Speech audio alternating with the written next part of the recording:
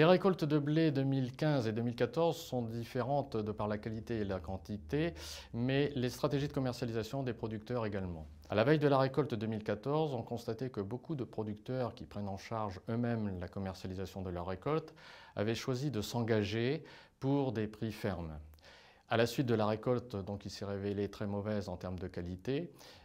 certains producteurs ont été quelque peu pris de court, ou tout au moins un prix à contre-pied, considérant que le cahier des charges de leur production n'était pas respecté et que le prix n'était pas donc celui qui était initialement attendu. Fort, je dirais, de ce constat, beaucoup de producteurs se sont retrouvés donc cette fois à la veille de la récolte 2015 dans l'attente et n'ont pas osé prendre de position alors que malheureusement à cette époque-là les cours étaient relativement bons et que derrière on s'en est suivi donc une chute des prix et qu'il aurait justement fallu s'engager un peu plus que certains ne l'ont fait. Au cours de la récolte 2014, les organismes stockeurs, qu'ils soient coopératifs ou négoces, ont largement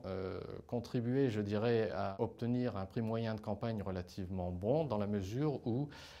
beaucoup d'efforts ont été faits sur le tri des lots pour tout au moins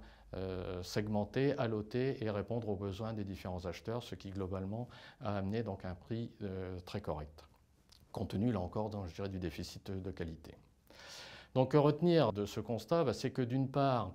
on constate un retour des prix vers le prix de campagne, sachant que le prix de campagne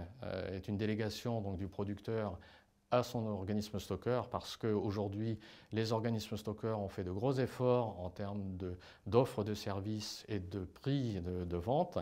Ça, c'est le premier constat. Et puis le deuxième constat, c'est que lorsque le producteur a défini une stratégie de commercialisation, il doit s'y tenir tous les ans et ne pas changer de stratégie au gré, je dirais, des aléas conjoncturels, sous peine de risquer de se retrouver pris à contre-pied, comme cela peut se produire et comme on l'a vu en 2015.